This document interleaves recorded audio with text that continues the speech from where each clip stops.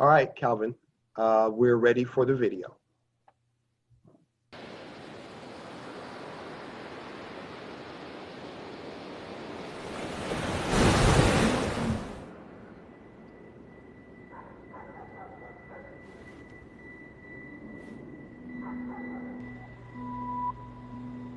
We talk a lot about tomorrow. We believe that your tomorrow will be different from today.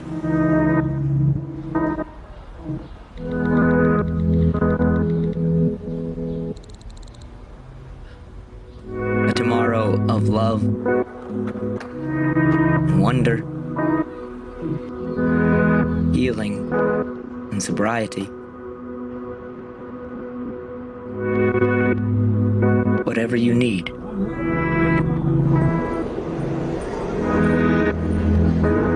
And we hope beyond these words you will see that tomorrow. But we know that you may need some answers now. So let's talk about today.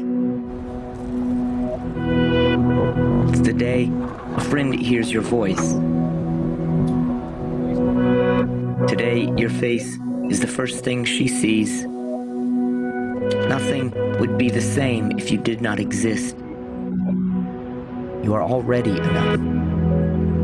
Just as you are. You don't have to perform, or hustle, or hide, or fake it. You can be honest.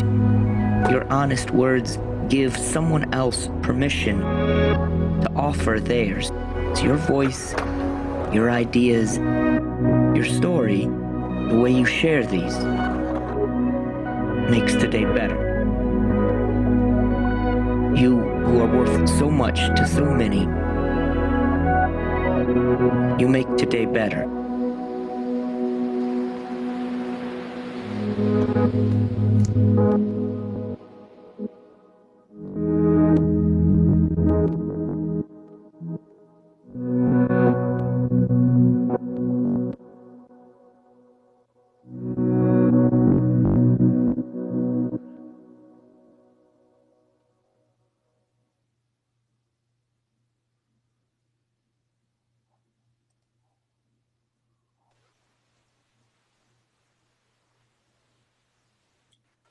All right, welcome, and thank you for agreeing to join us this evening. The Fall Community Forum for the HEAAL Coalition, a Black and Brown conversation, stripping the shame of suicide, addressing stereotypes and stigmas. I am Harold Mackey, chairperson for the HEAAL Coalition, and I will be the MC for this evening's forum. The purpose of the forum, of this community forum, is to inform the community of the importance of stripping the shame of suicide and breaking the stereotypes and stigmas through conversation, education, and increased knowledge. This will be done through a panel discussion, participant engagement, and providing prevention and behavioral health resources. This forum is being hosted on Zoom. It is our first virtual conference using this platform, so hopefully everything will go smoothly.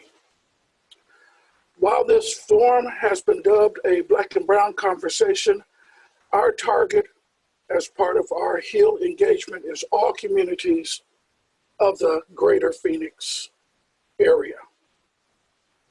So before we get started, let me give you a little bit about HEAL. For those of you who may not know our story, HEAL is the acronym for Help Enrich African American Lives. And our vision is to promote a community that embodies every aspect of health and wellness in all communities.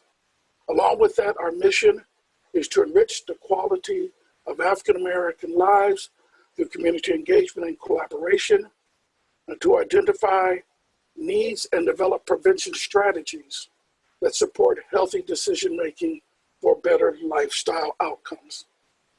And finally, our goal is to increase the adult and youth perception of harm of African American youth substance misuse of alcohol, marijuana, and prescription drugs, and identify the risk associated and identify the associated risk and protective factors.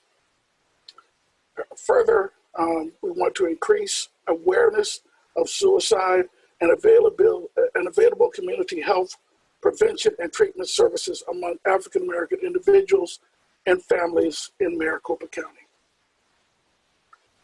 The HEAAL Coalition has been instrumental in reducing substance misuse of marijuana, prescription drugs, and alcohol amongst African American youth in Maricopa County.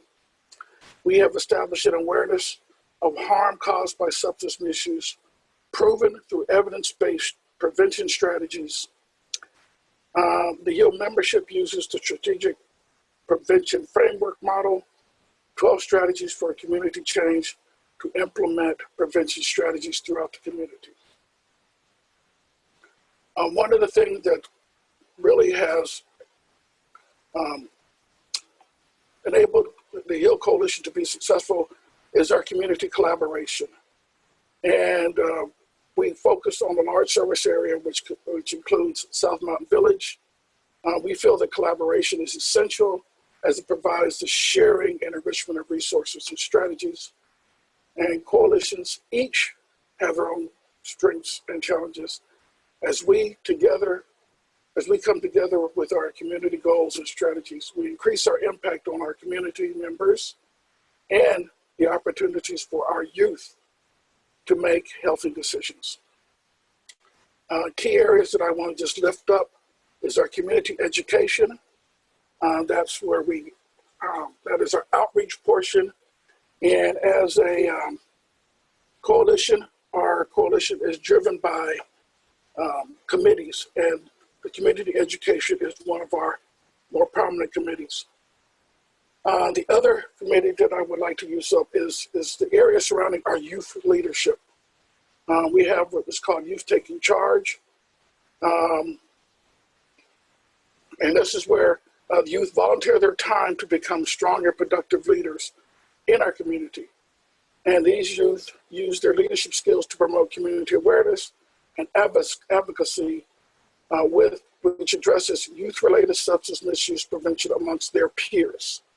The training received also equips the teams on how to engage other youth on related topics such as suicide and bullying. So before we continue, I would like to go over some housekeeping. So if you pull that up. Okay, on the first one, general housekeeping logistics. So we encourage all forum participants to respond to the polling questions and surveys. This is important for us, again, to continue to gather that evidence that we need in order to make better decisions and put together strategies for the community. For this, laptops, desktop computers, or tablets are preferred.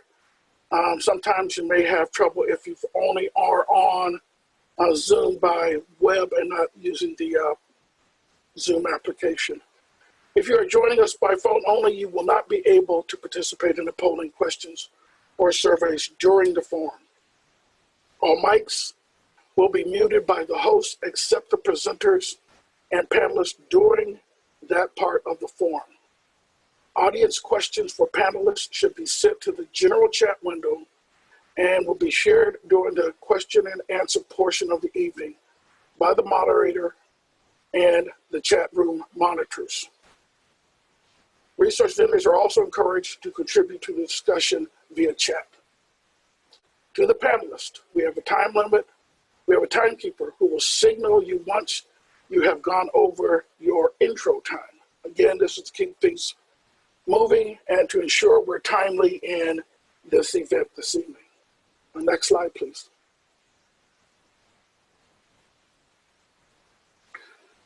Since this is a sensitive topic, one of the things that we have put together during this particular forum is a emotional support services. So if you are in need of emotional support services, here's some things we would like for you to do. First of all, Our emotional support organizations are Team Lifeline and La Frontera, and they've been assigned to what we call private and secure breakout rooms. If you feel yourself needing to talk to someone in urgency, send a private chat to the chat window monitor. To initiate and send a private chat, while in the meeting, click the chat in the meeting controls. This will open the chat window. You can type a message in the chat box or click the drop-down menu next to the :: if you want to send a message to a specific person. For emotional support, it will be to the chat monitor, locate and select TIC support. An emotional support representative will be notified. Then you will be moved into the support breakout room for a private and confidential session with them. Okay, so as I mentioned earlier, we have some polling questions. So at this time, I'd like to, but before we get to that, I would like to mention, if you haven't taken the pre-survey, which was sent out as part of your invite to this particular forum, please do so either during this particular forum, if at all possible. So with that, the first polling question, please.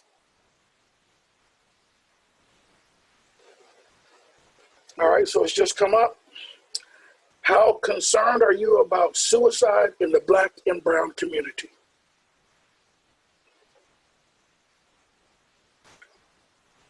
Okay.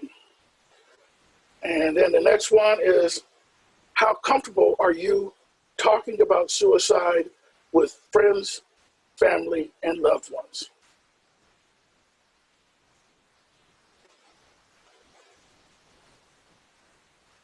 If you need to scroll down, it looks like we have all 5 of these. The next one is, I know where I can go in my community to get resources for suicide prevention and intervention. And number 4 is, I can recognize the signals of suicide in myself or someone else.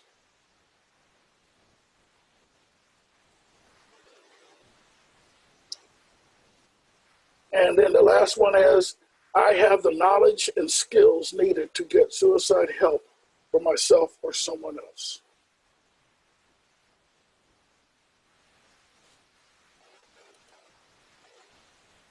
When you're finished, go ahead and click the submit button, and then we'll get a response from our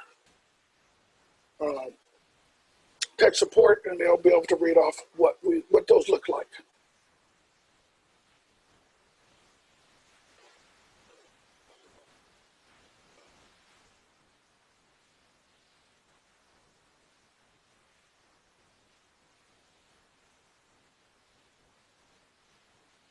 Okay, so tech support, when you're ready.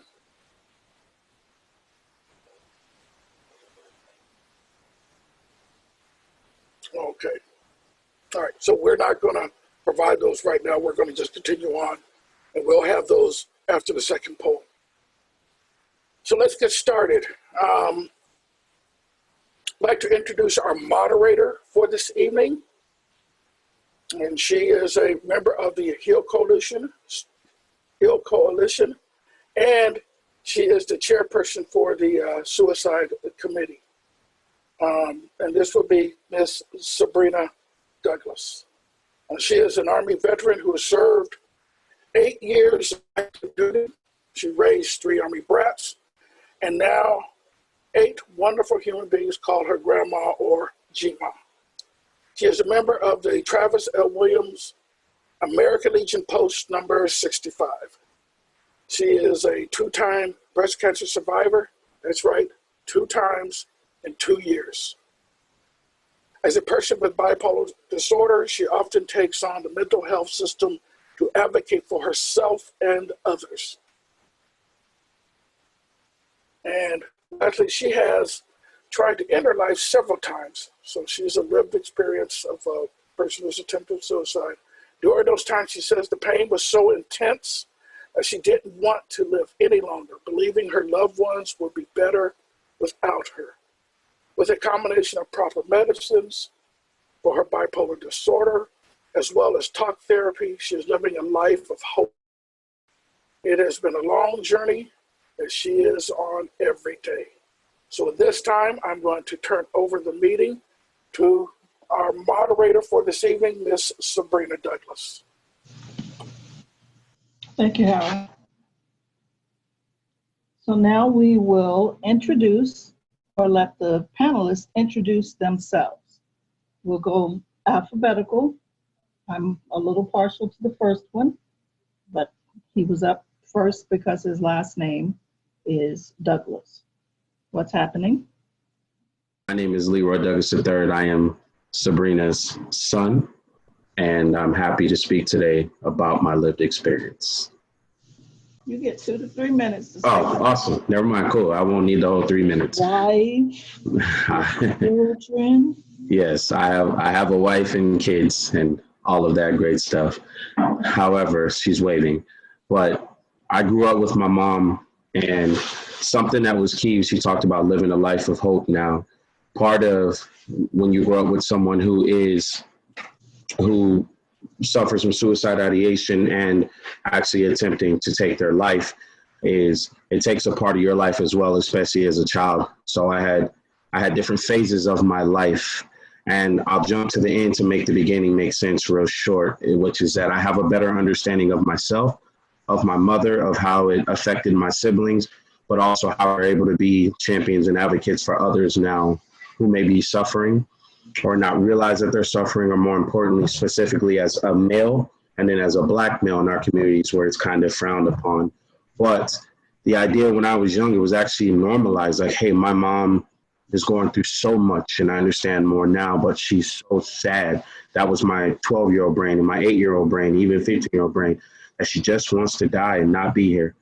And so that was my mindset. And then to be completely frank, it almost got normalized. I was waiting for the time that my aunt, who I believe I see on this Zoom as well, or Mom P, Lynn Patterson, my godmom, would just come and say, hey, we're picking you up.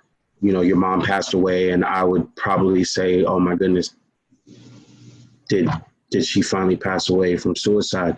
And I bring that up because I know that now that it's abnormal for a young man or a young woman to, quote unquote, accept that as normalized, but also through my mom's strength and watching her never ever give up on the idea of getting not only the help she needed in the moment, but more importantly, to be able to live a life now in her, I won't say her age, in her advanced years, that she is now able to do something like this. I can tell you that 20 years ago, I'm not sure that my mom would have the strength or be put together enough at that time to do something like this and to be able to reach out and help other people, and nor would I have been. At that time, I would have been a teenager and I wouldn't have been able to speak on this as well. And so I say all that to simply say that my lived experience is now just hoping to be able to share and help other people continue to live and to live a quality existence at that. All right, that was great. We're gonna move right on to Deborah Hernandez. Son, did you hear that bell?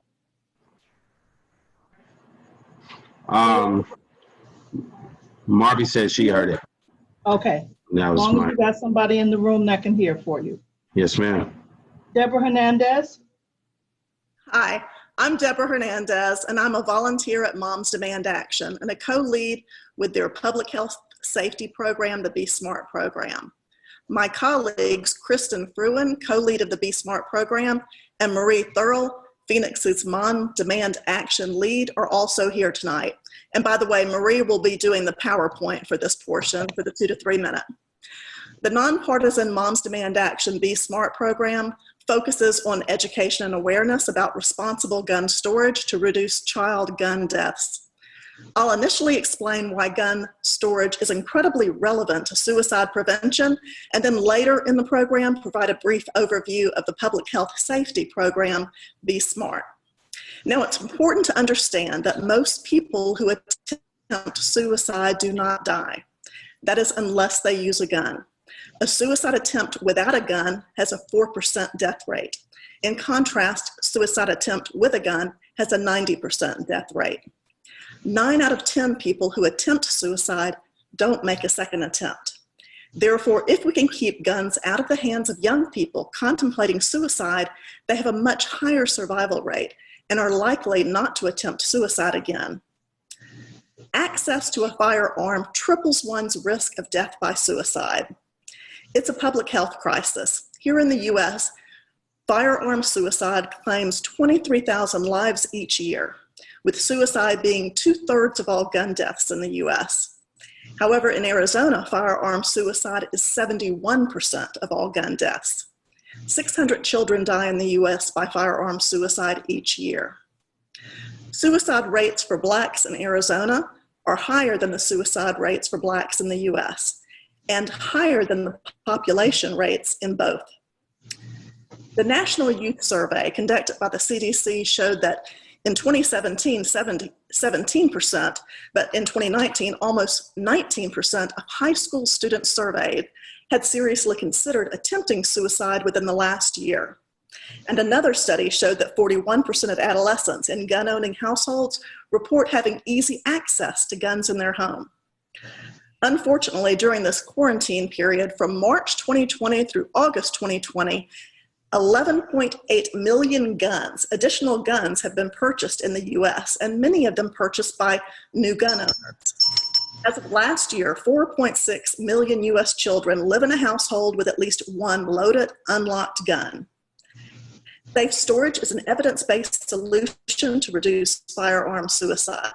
Access matters. Later, I'll talk about the Be Smart program, which is our public health program for responsible storage to reduce unauthorized access to firearms. Thank you, Deborah. EJ, or Edward James. Good evening. It is certainly tremendous to be here with my colleagues this evening. My name is Edward James. I am a social worker, marriage and family therapist, by training and license here in the state of Arizona, as well as in the Commonwealth of Pennsylvania. I am the principal of Edward L. James III and Associates, a organizational and an educational consulting firm. Also, I am on faculty with the Department of Social Work at Glendale Community College. I provide a great deal of diversity and inclusion consultation with nonprofit board of directors here in the Phoenix area.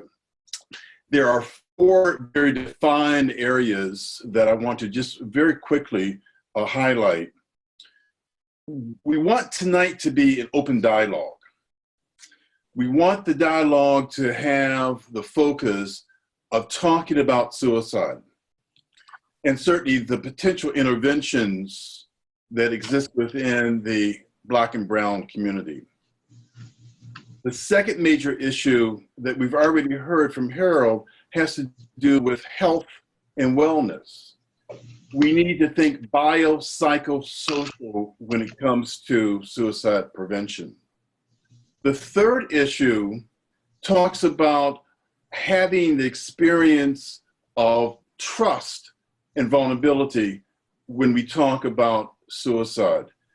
And this is particularly important when we are addressing Black men within our Black and Brown community.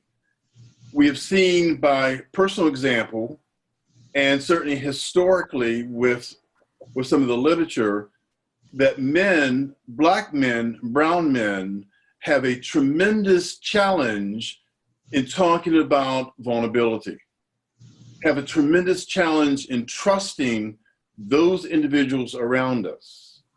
I have said on a number of occasions that there are 2 very strong pillars within our community that Black men must be able to address. One has to do with the church, the faith-based community. And the second one has to do with how is it that we are interacting with our partners. And certainly the last issue, the Black and Brown community, looking at the challenges, looking at the environmental issues, so we can have a healthy community. I certainly look forward to the dialogue this evening, and thank you very much. Thank you. Lynn Patterson? My name is Lynn Patterson, and I'm actually the CEO and founder of the JMT Treatment Services. And in what I do is I work in group homes, training staff that work with the SMI population within the Valley.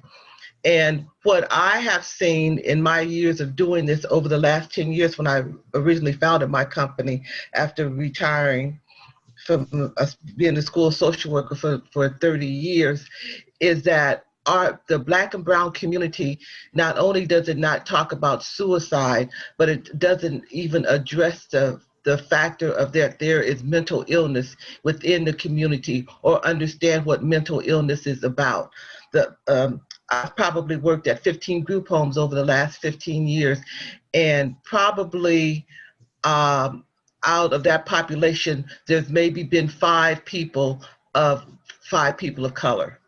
So we as a community, the Black and Brown communities, are not even addressing the basic issues of mental health, mental illness, and what's going on. And as Mr. James has stated earlier, we look at all the environmental factors that happen to us in terms of health care, not both physical and mental health care, cultural issues, the spiritual issues. Although the churches are now speaking out, they're saying pray and get help. So there's all kinds of dynamics that are going on within our communities that are preventing us from being healthy. And so tonight, I hope that we can begin to address some of those things and take those back to our communities. All right. Reverend Walton? Good evening, everyone, and hope and pray that everyone is well. My name is Reverend Reginald D. Walton. I have the privilege of serving as the senior pastor of the Phillips Memorial CME Church here in Phoenix, Arizona. Let's get down to brass tacks, because one of the previous panelists just touched on it. The church has got to do better. What do I mean? The church is one of the pillars of the Black community. It is one of the pillars of the Brown community as well. And so we've got to do better. We've got to, and excuse me for what I'm about to say, because it may trigger someone, but these are some of the things that the church has said. Oh, just take it to the Lord in prayer. Mm-hmm. Oh, you don't have, if you keep your mind stayed on Jesus, there'll be nothing wrong. While that may be good and well for you, that may be detrimental to someone who is having suicidal ideation. And so one of the things that we have to do better in the church is, one, equip our clergy and our laity to deal with these kinds of situations. I never received that training. I am seminary trained. I am a doctoral candidate actually right now. But they never talked to us about mental health. Matter of fact, people thought that I was crazy when I approached in some of my sermons, when I approached Suicide Prevention Month or mental health capacities, and approaching it, oh, I've never heard it that way. Well, why do you think the man in the Garden of the Gadarenes was in the cemetery in chains, cutting himself and wailing? He was ostracized. He was alone, and these are the kinds of things that we have to do. And even the Bible says that Jesus restored him to his right mind. Well, what did Jesus do? Well, that's a whole nother thing, but we've got to understand as a church, as a community, that we have people who are dealing with issues. And today we are talking about suicidal ideation, suicide, and issues of that nature. Also, I would hope that we would attempt to have the conversation around masculinity and help, in particular in the Black male community, to understand that it's okay to say that you're not okay. And so one of these, this is what we must do, in particularly in the faith community, to have these conversations and not sugarcoat, not sweep things under the rug, but to be real and have these conversations. Again, thank you for the opportunity to share.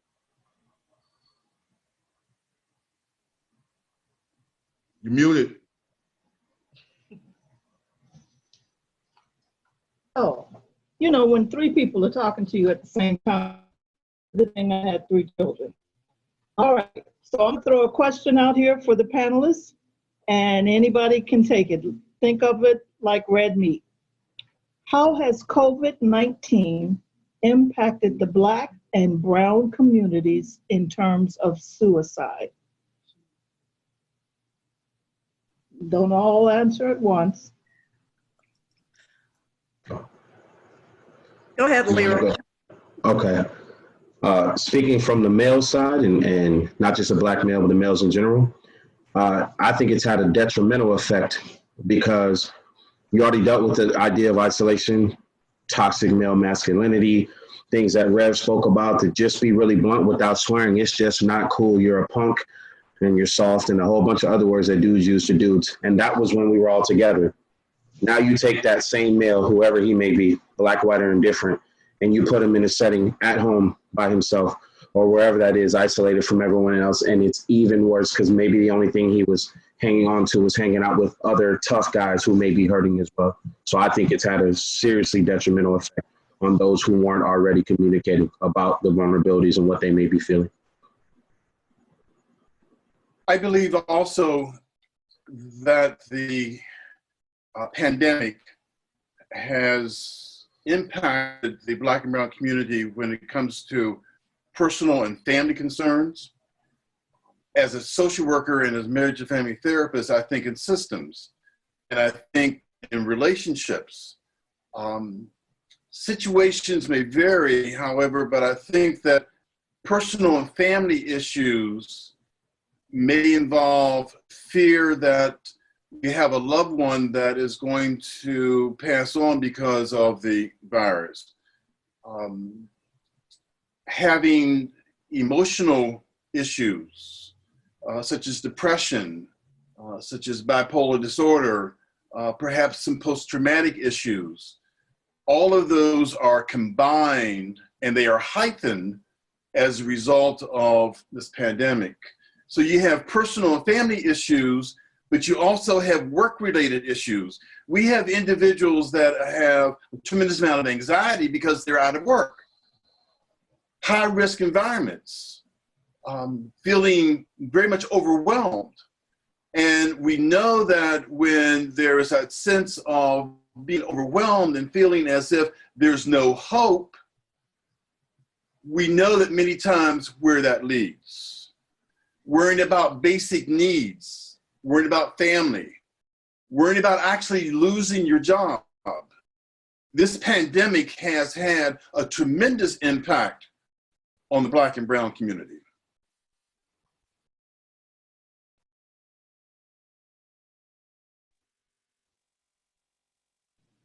I'll jump in. I'll jump in. The idea of the impact of the Black and brown community is something that we really have to understand from a macro and a micro level. It's been said that when America gets a cold, Black and brown folk get the flu.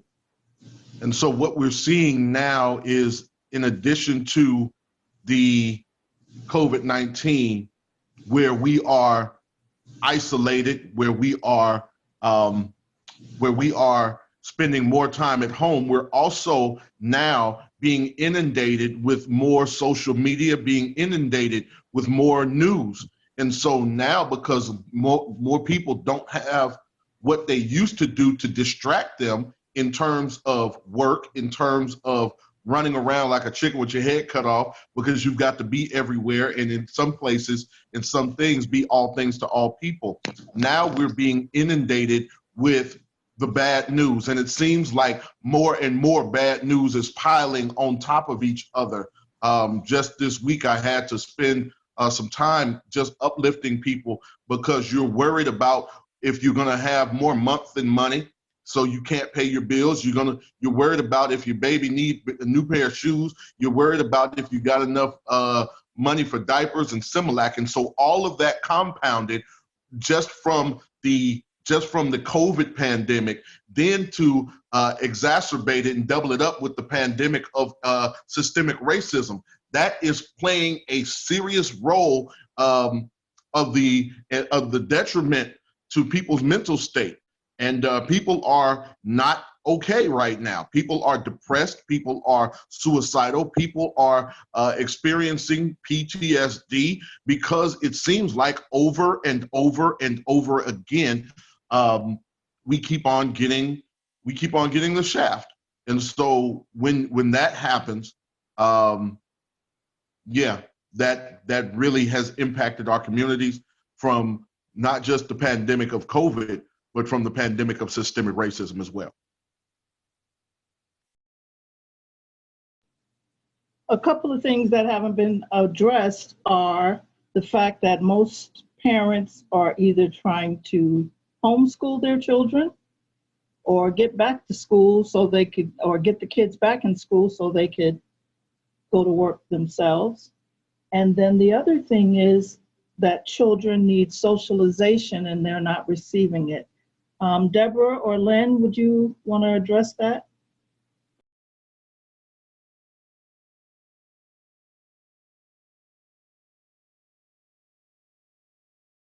Unmute yourself. Oh, I thought Deborah was going to speak because she had her mic off first. Yes, we see that every day, all day. I hear that every day, all day, from just working with the staff working with staff who work with mental health issues, who have mental health issues themselves. So we you know, I did some training earlier today, you know, talking about something as simple as anger management and what anger management looks like. And anger management is all part of the system that's involved with the mental health at this point.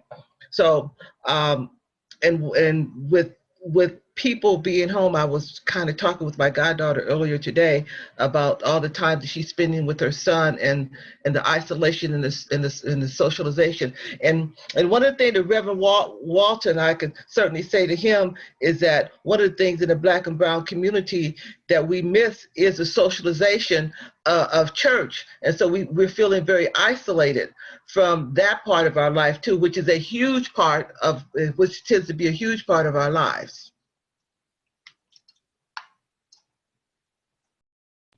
Deborah?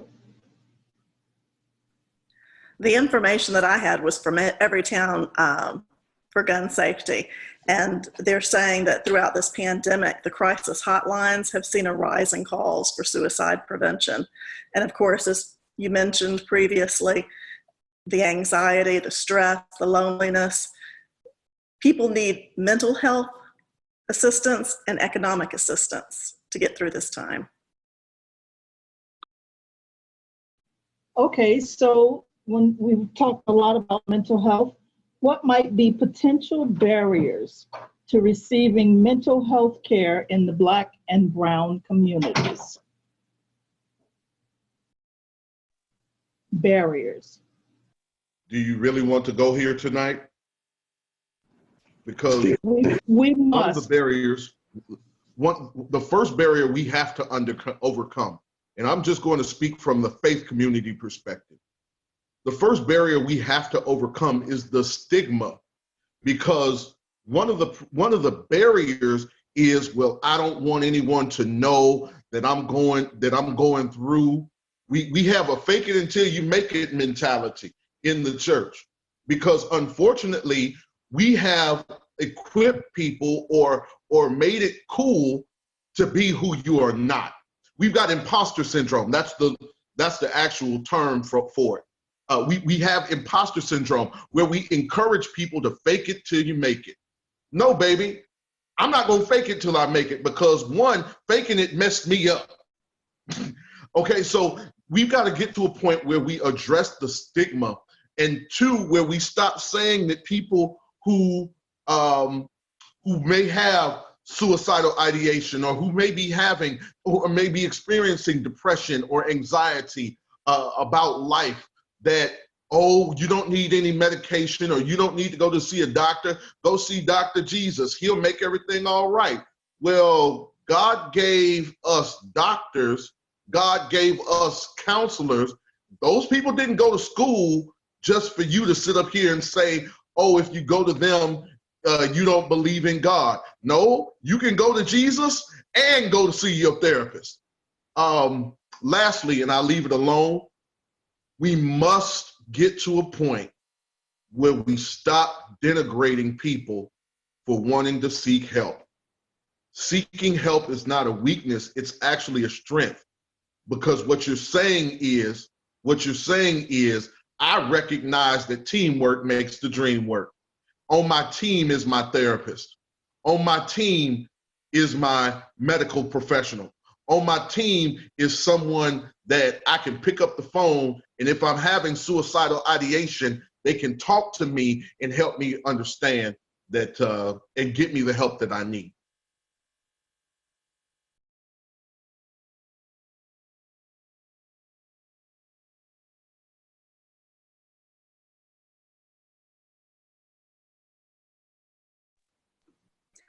I'm stuck on how to do this.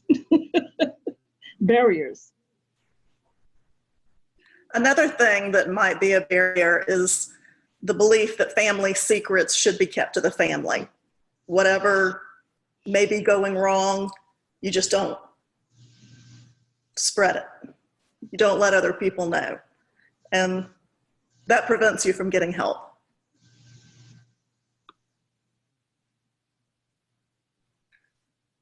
And I believe that one of the other barriers has to do with the professional community.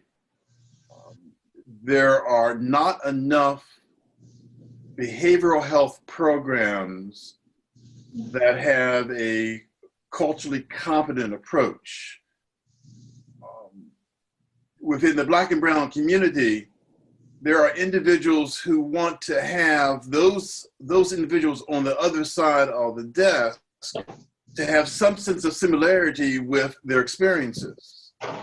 And we've seen time and time again, behavioral health organizations being required to have training centered around cultural competence, but there is a difference between training concerning cultural competence and having the appreciation of someone else's experience. We've seen this time and time again. The language from the behavioral health community absolutely needs to be culturally sensitive, and we've seen that it is not. One of the things that I've heard everyone speak about, I didn't say it in my introduction, or maybe it was in my introduction. I'm a veteran, and the military has a hard time admitting that we have PTSD, that we have mental health issues. And one of the reasons is that might cost them some money.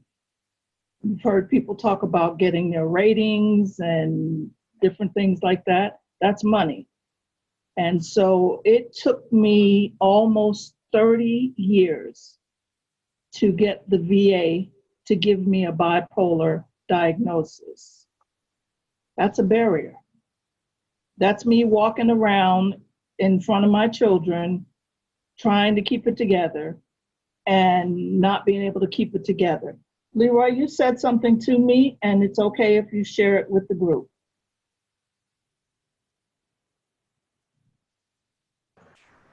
Which part? About finding me. Yeah, and that actually speaks to a barrier as well. It ties in with what Ms. Deborah said, what Rev said, what Mr. James said, which is, so I told my mom that my biggest fear yet goal was finding her dead when I came home from school and that I was glad that I got home earlier than my brother, who was on this call as well, because then at least it was me and not my older sister and not him. And the reason I say that's a barrier is that still goes to the idea that I'm in church, we're praying, my mom's a God-fearing woman, she's got all these people around her, it's gonna be all right, because that's what I was told. And then also, you definitely don't really go and run your mouth about that to a lot of your friends and stuff, because not just as Black and as a male, but male or female, and regardless of demographic, it just wasn't cool to talk about. You don't want to ruin the moment. You don't want to be that guy or that gal. And in addition to it, the other barrier is lack of education. The reason I say that, I'll be very brief on this. If someone has cancer, it is not only looked upon to tell your story and make sure you help other people, early detection, things of that nature. My mom's a 2-time breast cancer survivor. I remember how quick people were on board and talked about it and what do we do, and everybody of all walks of life was on. People don't respect therapists and psychologists and psychiatrists. We're talking about men and women who can prescribe medicine no different than your primary care physician to literally help your quality of life.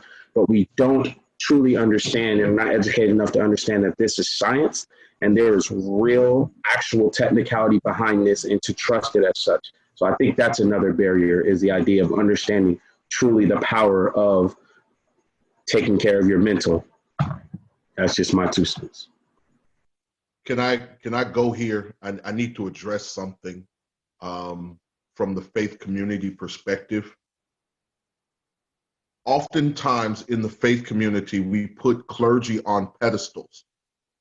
However, we have predatory clergy that have done some things to some people, and we have covered it up.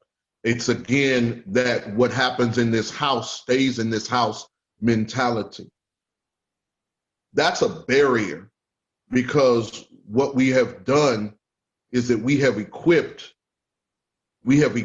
predatory behavior to break people's minds down, so much so that they become sycophants or become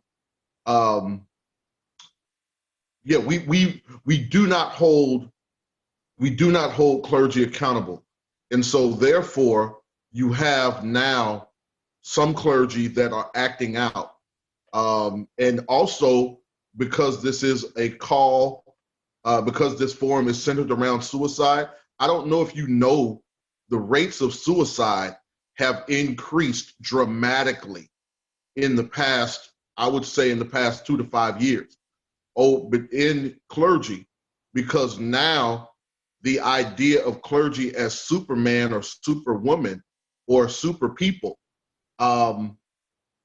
is being the veil is being pulled off.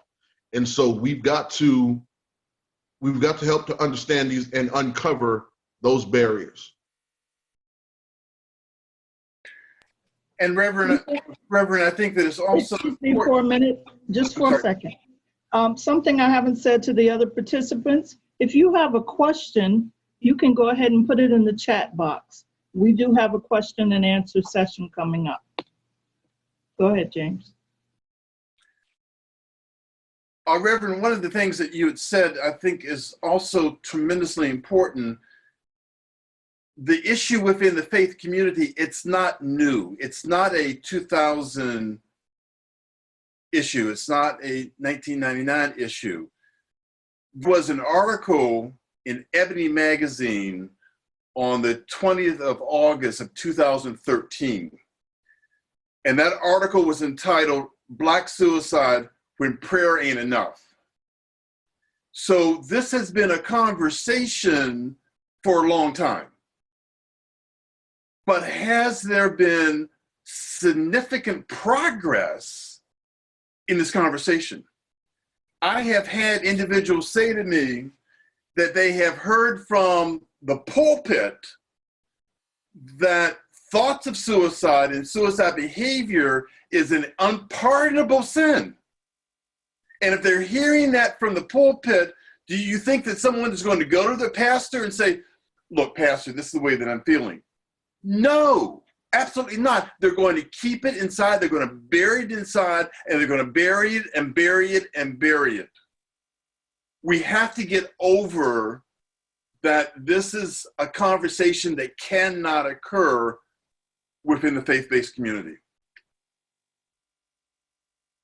If I can respond very quickly. Oh, go ahead. If I can respond very quickly. That's why I led with we have to do better. You went ahead and went there. I was trying not to go there because one of the things, you don't go to a doctor that's not trained and licensed, do you? Then why are we allowing our pastors to not even be able to read and to get up and say X, Y, and Z, which I'm sorry, I've done the research. I don't see it in there, but you can make that claim theologically if you want to. But we've got to do better and stop hurting people from the pulpit. Yeah, and I'll leave it at that. Okay, let's move on to something else. We talked a little bit about youth. Let's talk about LGBTQ youth. They have higher rates of seriously considering suicide, 3 times the rate of heterosexual youth. What's going on?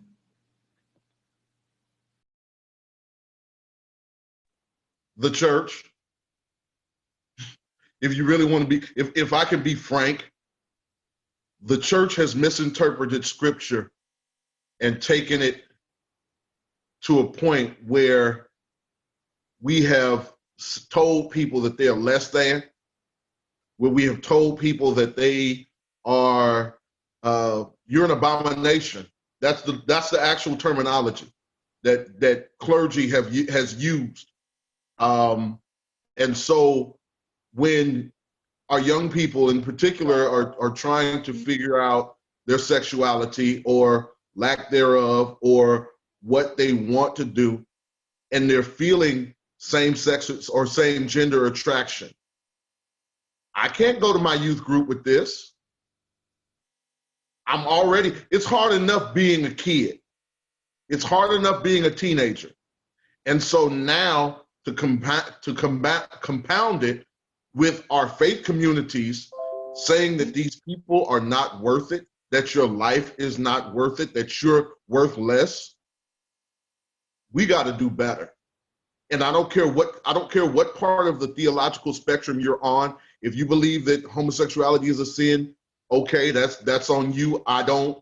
My denomination does. That's a whole nother conversation. But we've got to empower people and help people to know and understand that everybody is important. Everybody matters to God. And if we're going to say that there is, if we're going to say that we believe in God and that God is our help and that God helped us, then we've got to extend that same grace and that same love to everyone.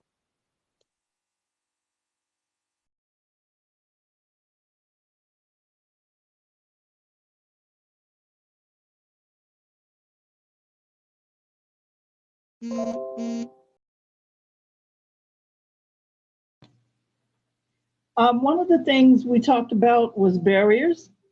One of the things we didn't talk about was the fact that most people of color are looking for someone that looks like them when it's time to get therapy, a psychiatrist, or whatever. So we know that there is a lack of African American therapists and people of color. For me, I knew I was a walking contradiction when I got out of the Army. I just needed somebody to help me, and I didn't care what color they were. But what happens when people are looking for people of their own race or ethnicity?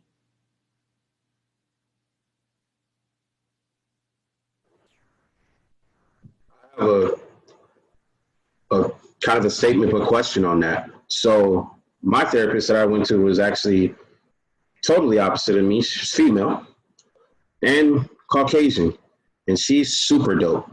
So but I also understand that that's my experience. Like, she helped me just really feel pretty damn good in general. My life has been awesome. since basically like 2018. But the reason I ask is due to the idea, just the fact that there is a shortage of not only Blacks in it, and I found that out going through my employer. I work for SRP, so we're a massive employer, but I'm saying they give you this list, they have access to thousands of people. There's not a lot of males, first of all. There were way more females on the list I was looking at. I don't have a number, but for every 10 I saw, 8 or 9 of them were female. And then also the only Black one was one Black female and she was full. So are we stunting ourselves by maybe not, I guess, being willing to talk to someone that is different, whether that's their gender or that's their race, but then also pause because of your background, Mom, and other men and women who are survivors of sexual assault and other things. I know that's easy for me to say since I'm not, but I'm just wondering if that's a hard question that we have to ask ourselves is, are we not opening ourselves up to all the options, I guess is what I'm asking.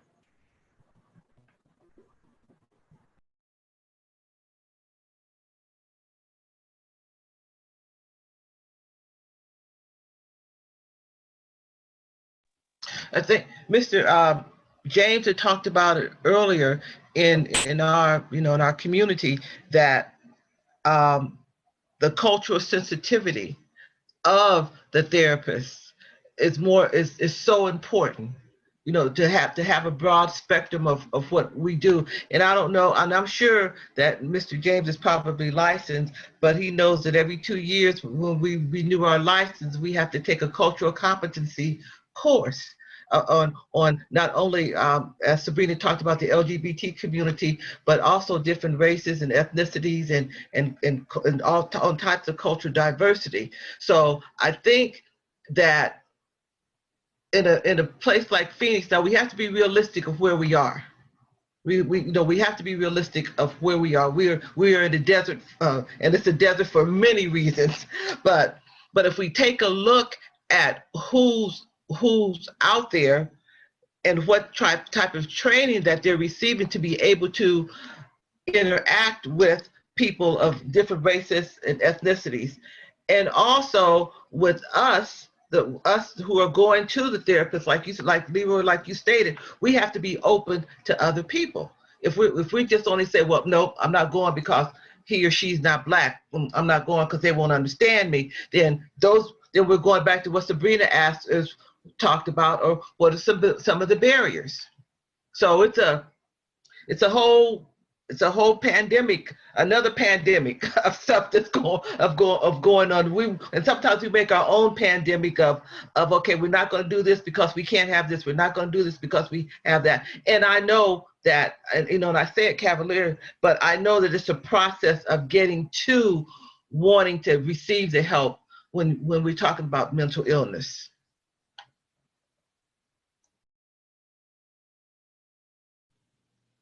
Do people understand that when you mental illness from mild depression to SMI?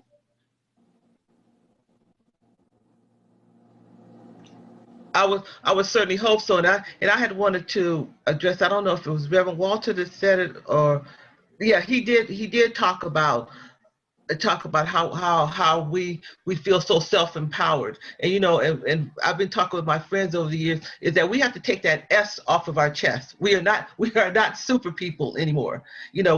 We have to get over all of those cultural issues that's been ingrained in us. You don't tell people your business. You don't go here. You don't go there. You don't do this. You don't do that. Only certain groups of people take happy pills. We got to be strong. You can't cry. You can't do all this. And while all the time we have buried so much stuff in us that somebody just walks up to us and steps on our toes, and it's like, okay, now they're dead because we have just exploded, because we have all of this rage and all of this anger and all of this depression, all of this anxiety, all the things that are going on with us every day that we just even refuse to accept, because we read the article, we hear the words, okay, no, don't do that, don't feel this way, boom, you got to move forward.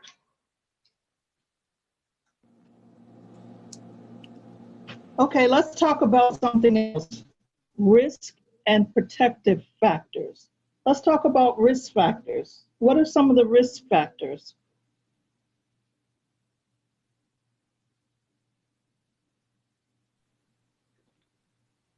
You just named some, Lynn. Okay, let's unemployment, underemployment, education, lack of mental resources in the community. Those are just the four I could think of on the top of my head. Anybody else? A couple of the other risk factors, prior suicidal behavior, alcohol and drug abuse or misuse, access to lethal means is certainly one of those risk factors. But I think that it's also, and Sabrina, we're going to talk about protective factors, but it's also tremendously important that we look at what are those protective factors, because those are the strengths that we have within our community, within our families, that we just simply need to pay attention to.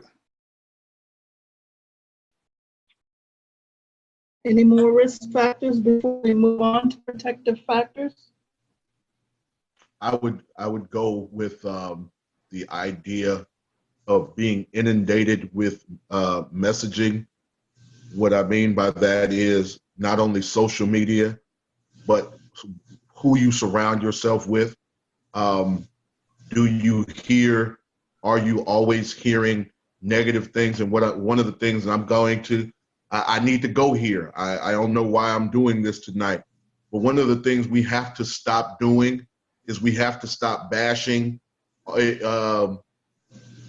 parents if our relationship didn't work, i.e. stop telling our kids, you just like your daddy, you just like your mama, you just like this, you're never gonna be anything, and start uplifting and undergirding in our conversation, especially with our younger people, and help them to uplift. A lot of people laughed at Jesse Jackson when he said this in the 1980s, but we need to start encouraging people and letting them know that you are somebody and telling them to repeat after me, I am somebody.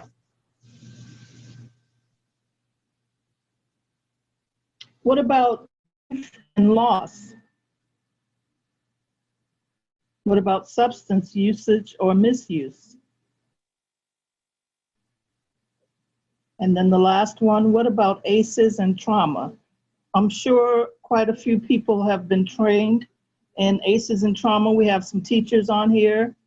And are you familiar with ACEs and trauma?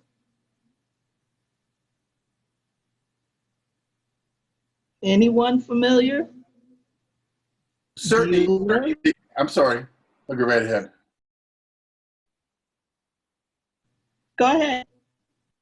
Certainly, the ACEs, the adverse childhood experiences, is a tremendously important foundation for our understanding of physical health, behavioral health, and other traumatic issues.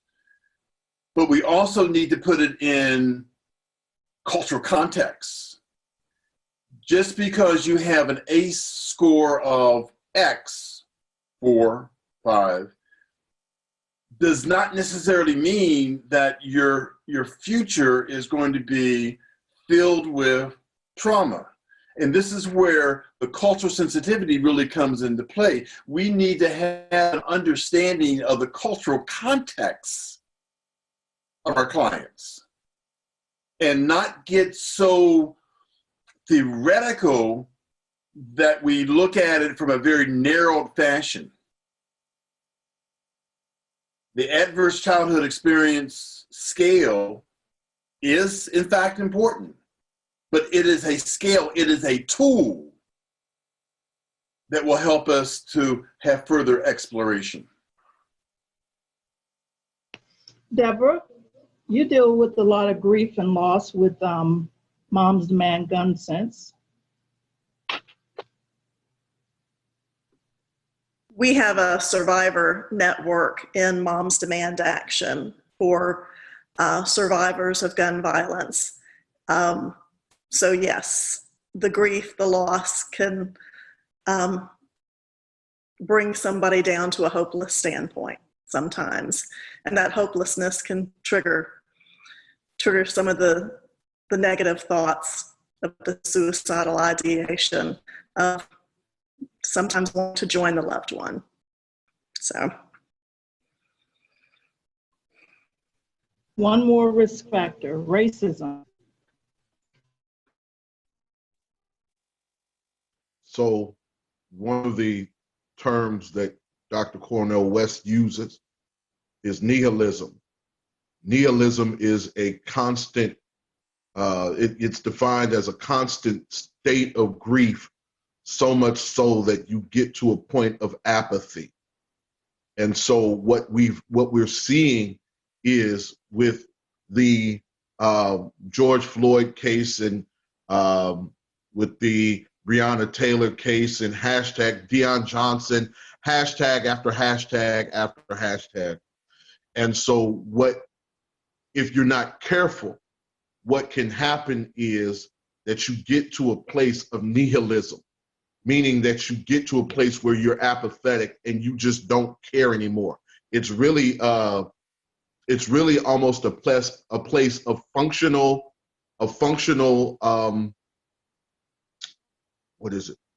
a place of functional depression, really. And it becomes contagious and it becomes communal. And so that can be a risk factor as well, where you don't see any hope, where you don't see any outlets, where you don't see any success stories coming out of your neighborhood or the place where you live. That can be a risk factor. And in those neighborhoods and in those areas, science has proven that, and especially, thank you, Kristen, when you have access to a firearm or to a lethal means, the data proves that in those areas, the suicidal ideation and the suicide rates have skyrocketed. All right, let's talk about protective factors. I'll throw one out. Peers with pro-social beliefs. I believe that to be having the same beliefs. What are some more? Leroy? Yes, ma'am. I was waiting on that. I figured you would do me like that, Mama. I think it's twofold. We talked about it before, the company that we keep. But if you are around company that is not only respects mental health, and mental health is wealth, but they encourage you to talk. They encourage you to seek help when needed and hold you accountable. I think that's a great protective factor. And then also, I think a protective factor, part of, we talked about parenting and the church and just different forms of your upbringing. I think as you start to get parents who understand their own traumas or break that generational curse as you older, you know, for instance, we talk about it with our kids, and a lot of my friends, male and female, and people my age, we talk about it openly, and we're trying to break that whole stigma of it. I think that definitely becomes a protective factor, because hopefully the goal is anyone feel anything adverse or anything less quote unquote normal, whatever that is, they understand that it's a safe space and you can speak about it, and you don't have to be in your 30s or 40s. And that's the first time you're ever speak about your traumas, or you end up hurting yourself because you didn't think you could. So I think those things are definitely part of protective factors.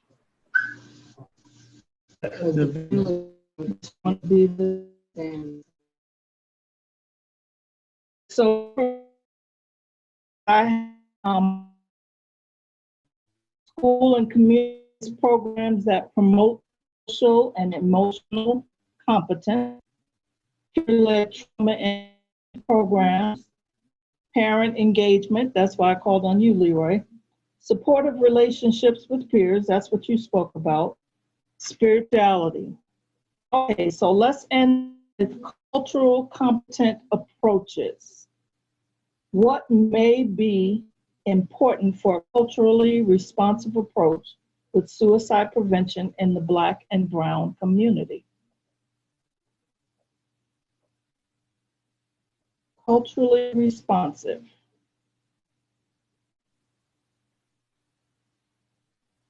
It's not a test, y'all.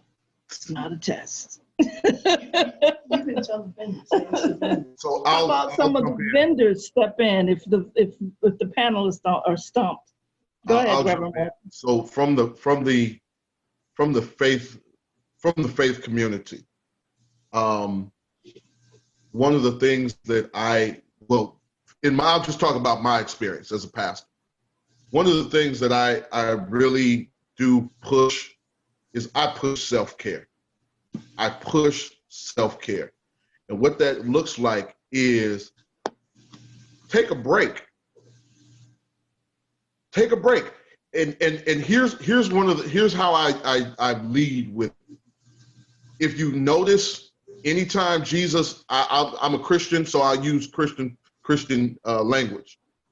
But anytime Christ did something, Christ took a vacation. Christ ran off. Christ got away from folk. Christ took a nap. If there's something going on, you can take a nap. Take a nap. It helps. Trust me. I know. I don't have bags under my eyes anymore. No, but in all seriousness, taking a look at self-care from a biblical perspective. Oh, and the last thing I do, I use humor a lot. I use humor a lot because life is so much that I've learned how to laugh. And I try to encourage other people to learn how to laugh. Thank you, Reverend Walton. All right, we're going to open this up for questions and answers.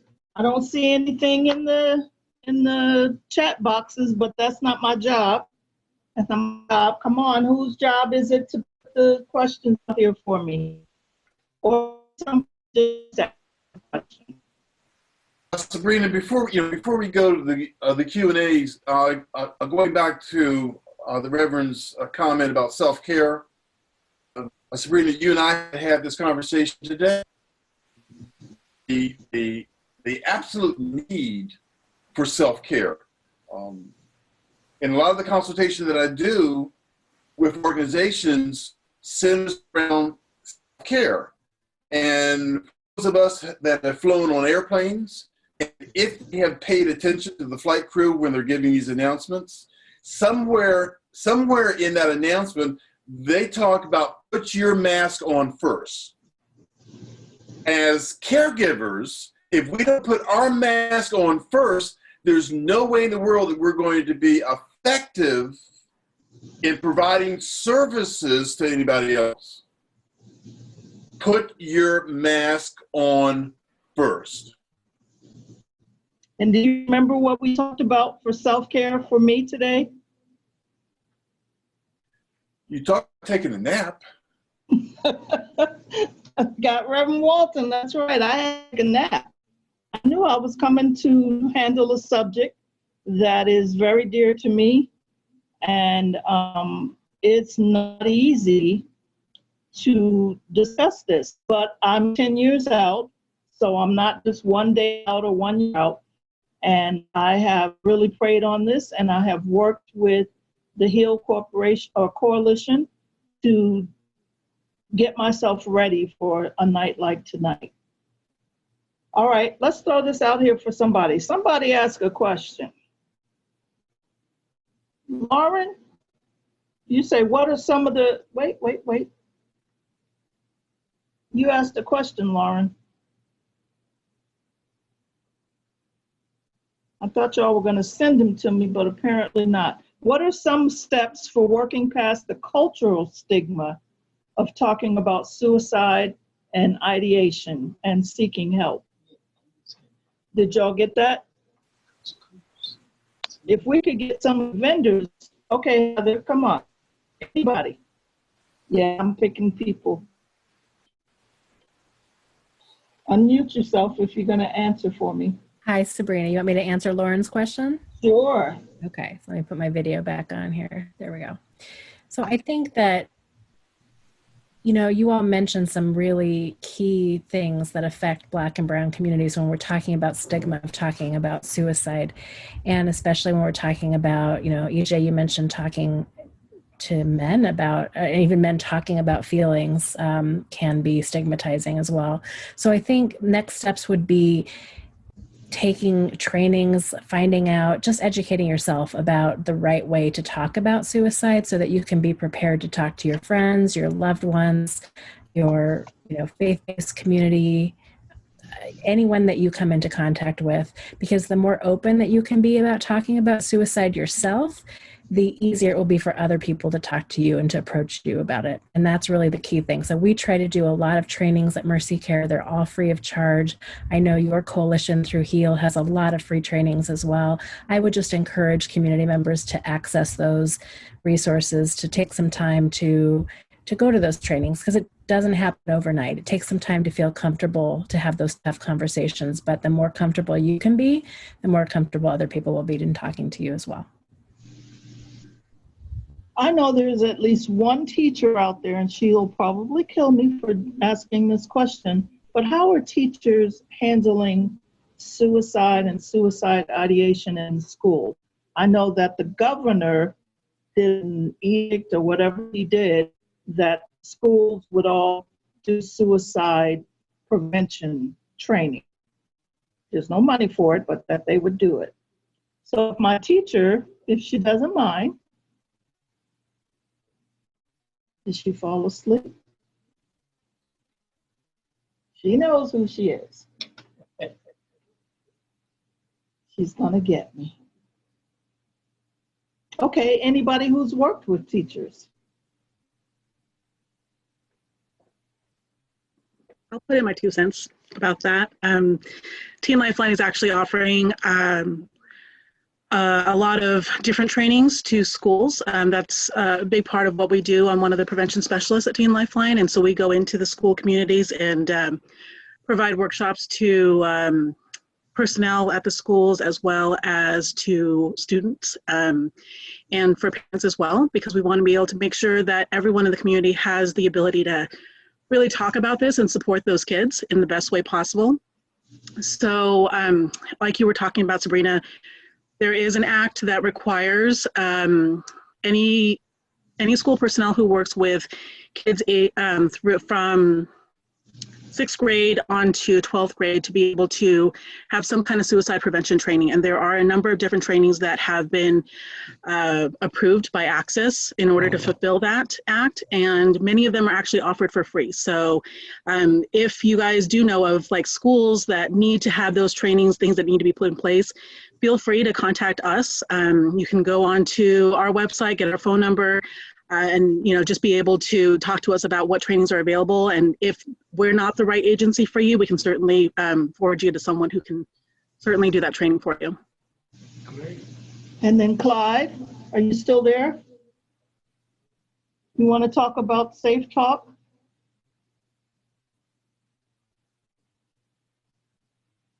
He left. Did Clyde leave? No, I just had to be. Yep, you didn't know I was going to call you. Yes, one of the things that we do here at HEAL is that we do the Safe Talk training. It's generally roughly about a half-day training. We've done several schools, mostly up in North Phoenix. And it is actually one that, although it covers a difficult subject for some people, it is very informative, and it can be taught in such a way so that everyone gets the message and gets the point. There is some role playing involved, and there's one of the key words, 2 key words that we can use. They can be used for any faith-based organization, any school, and one of the main things is that it's free of charge.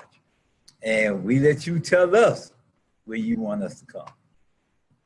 and we'll fit you into our schedule.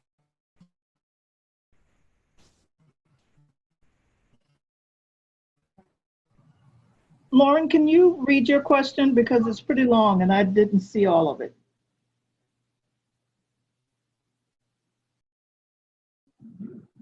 My question was, what are some ways that we can get the word about suicide discussions and resources, and I'm going to add another one, and trainings to the community at large and to families at the family level? How can we get this information out? Because we're having this discussion now, and we've touched on some key topics and the risk factors and the protective factors, but now how can we get this into the home?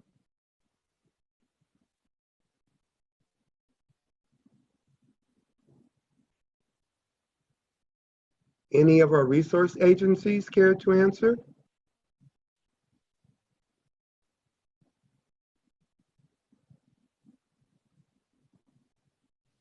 If you think of some ways, could you email Lauren or email me, please? Oh, wait, we have an answer. Maybe church. Wait, on the way too fast.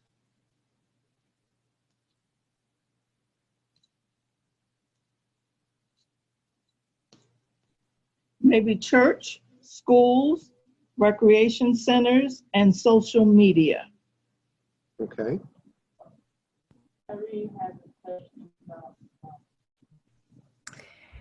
I loved what you said, Reverend Walton, about seeking help not being a sign of weakness. And I think that's just so important. I think that if we can even get that very simple message out, whether it's through, through churches, through the community, right now people are struggling with many different issues, but letting people know it's okay, normalizing that right now, of any time in our history, everybody is kind of dealing with issues. So it's a good time and a good opportunity to normalize that. And I think that this coalition can and is already doing some amazing work in terms of getting messages out to the community about that. But I think that there's more of an openness to seeking help now as a result of this pandemic, at least overall. I don't know if that's the same, and the same could be said for Black and Brown communities. But if not, I think we need to look at how can we address that specifically so that people are more open to seeking help. Irene has a question about the ethnic pride and protective factors. What are some ways that can be practiced or taught effectively, specifically with youth? And he's asking for ideas from that. Okay. Sabrina, Tyree has a question. Tyree, do you want to rephrase your question about ethnic pride as a protective factor? I worked pretty hard on phrasing it the way I did. Hi, Tyree. But no, seriously. So I was reading on here and it says ethnic pride is a protective factor. I've got a young man that I'm raising, and if that's a protective factor, I want to dive into that. And so I'm looking for some ideas on ways to reconnect, with that sense of culture, that sense of tradition or coming from somewhere.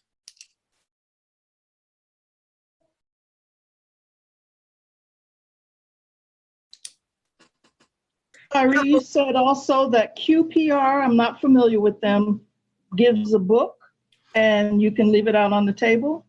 Right. Maybe the last one. Sure. In Question, Persuade, Refer, it's a suicide intervention. And in the training, what they do is they suggest, they get a booklet. Every participant gets a booklet. And as a trainer, I suggest that the family take it home and leave it in a conspicuous place. Let's open up a conversation right there in the living room. Let's, somebody picks that up and asks the question, whatever it is. Like, how can we start opening this dialogue in our home? I was riding home from soccer practice, and I had my young boy in the back seat, you know, as we opened this this Zoom up, you know, and he's hearing the conversation. I think introduction, you know, maybe not at a super young age, but you know, start talking about it. Like, let's open that conversation up so it stops being something that's just swept under the rug, like the Reverend talked about. I like that. All right, I'm going to throw this over back to you, Harold, for the vendor and support agency presentation. Well, thank you, Sabrina. Thank you, panelists. That was awesome. We're going to, as Sabrina just mentioned, allow our support agencies and vendors who are participating with us to take a few minutes to tell their story. So at this time, I'd like to have La Frontera, if you would go ahead and start. I believe this is Sandra McNally, if I'm correct. Okay, let me share my screen here.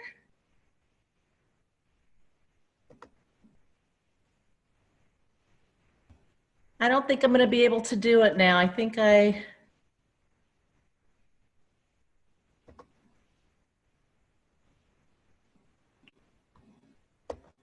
lost it. I think I lost it. So, Lauren, if you can show the screen, if not, I can just share what I have.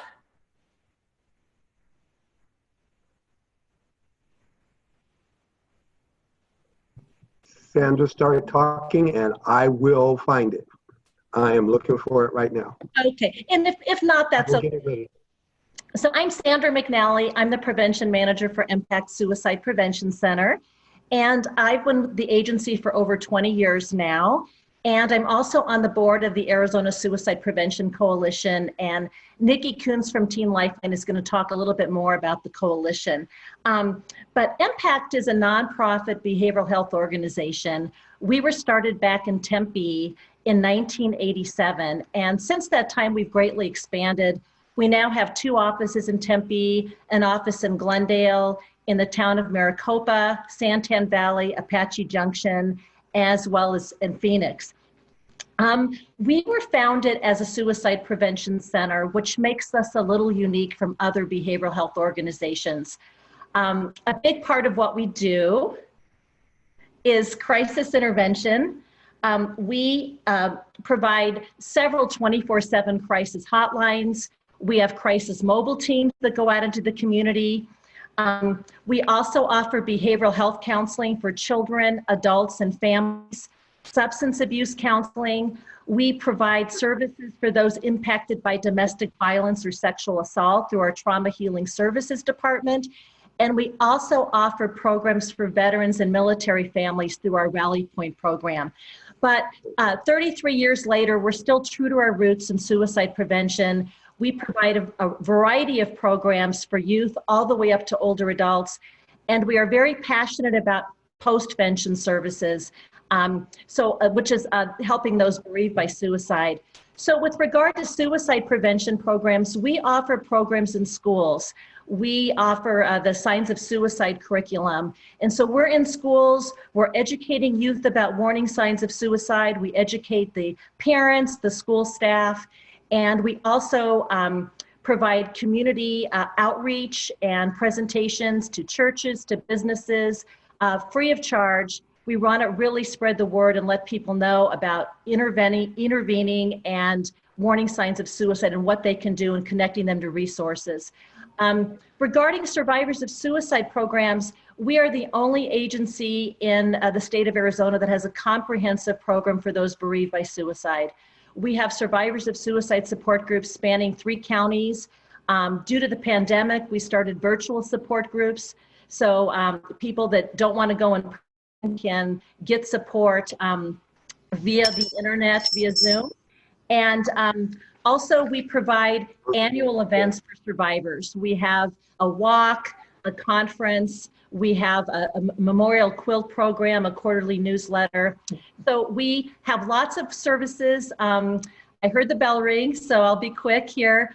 For more information, you'll see our websites and our main number, our crisis number, and there's my email address. Also in the chat box, Renee put her email address. She's one of the staff, and if you want to set up a training, we're more than happy to do that. Thank you. Okay, thank you. Thank you very much. All right, so next we will have Nikki Kunst from Team Lifeline.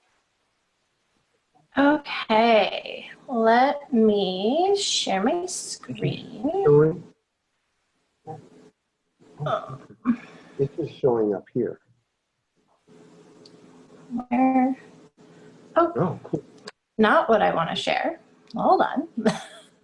Share my screen.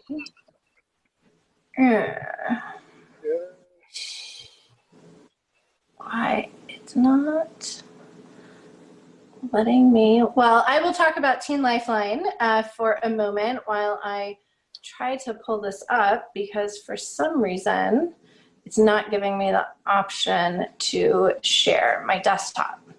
I am Nikki Kunst. I am the clinical director with Teen Lifeline and also the board president for the Arizona Suicide Prevention Coalition.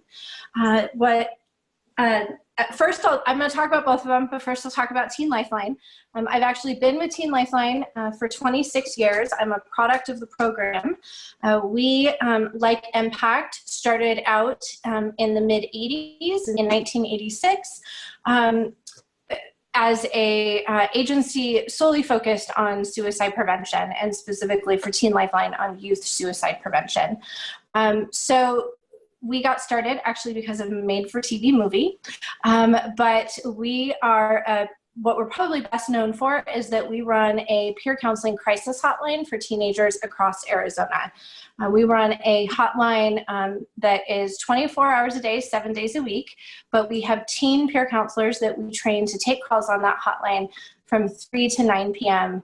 daily, 365 days out of the year. So that means we have 15 and 16-year-olds taking crisis calls and supervised by master's level clinicians like myself or my colleague Anne, who's also on here. They take the gamut of issues on the hotline, everything from I have at school all the way to over 30% of our calls having to do with suicide. And so we are the only peer counseling crisis hotline in the state, and we're one of 6 nationwide. And we have a texting service that also runs 3 to 9 every day. And since the beginning of COVID, we've also extended those hours on weekdays from noon to 9 p.m. as well. We also do prevention education services where, like Anne discussed earlier, also like Sandra, we actually partner with Impact in trying to provide as much prevention education across our county as possible, making sure that we are able to meet the needs for schools for the Mitch Warnock Act by providing trainings that meet those standards by access, but also virtually we're 2 of the agencies that provide the More Than Sad training virtually. All of the programs at Teen Lifeline are free of charge to schools. We are a statewide agency, so we do provide services across the state for everything. In terms of other prevention, we do everything from students to parents to staff. And then with that, we also provide e-learning opportunities, also in partnership with Impact and Mercy Care on postvention. We provide postvention services to the community after there is a loss by suicide. That is something that we'll go in and provide debriefing and support to schools and students.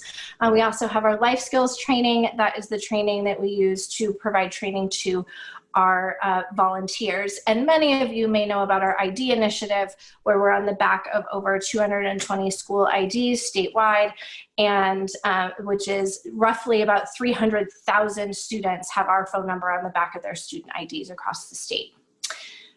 Moving on to the Arizona Suicide Prevention Coalition. I am the board president. It has been around since 1999.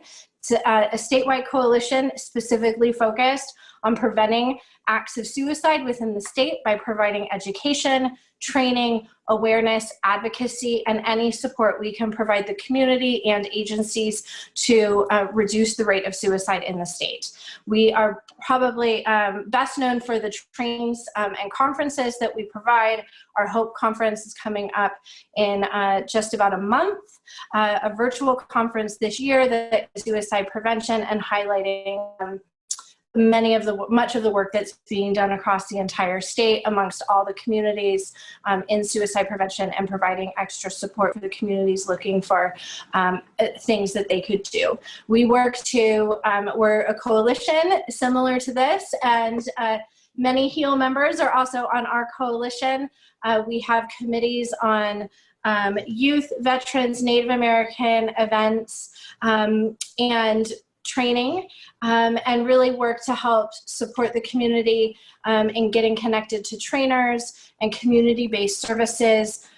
Both agencies very focused on fostering the support of the communities and helping them to build up their toolboxes to do what they need to help their own, which is a lot of what was talked about tonight.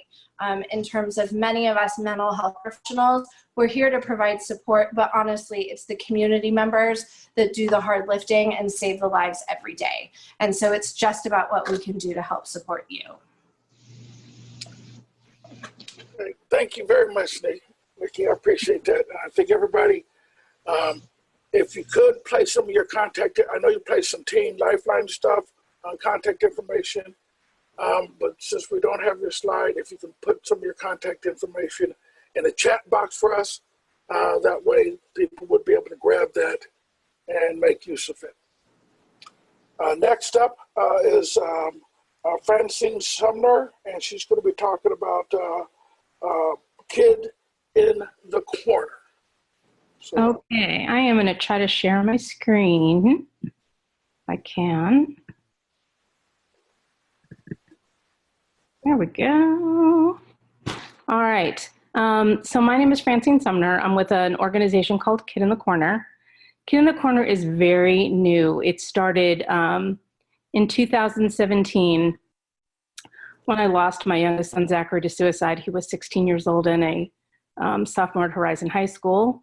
He found a loaded gun in a client's house. He was taking care of her cats. And during his very fast 6 months, he was misdiagnosed and on the wrong medication. Took his life in a very, very, very, very manic moment. So that's Zachary. When we look back at his story, the big thing that stands out for us is stigma. I heard a lot about stigma today. Stigma where his friends didn't reach out to him, stigma where he didn't feel comfortable asking for help. Stigma in that I didn't know how to navigate the path to get help for him.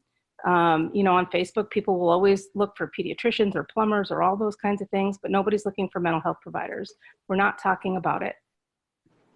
So Kid in the Corner, we decided needed to go out and shatter that stigma, support the Kid in the Corner, whoever that may be.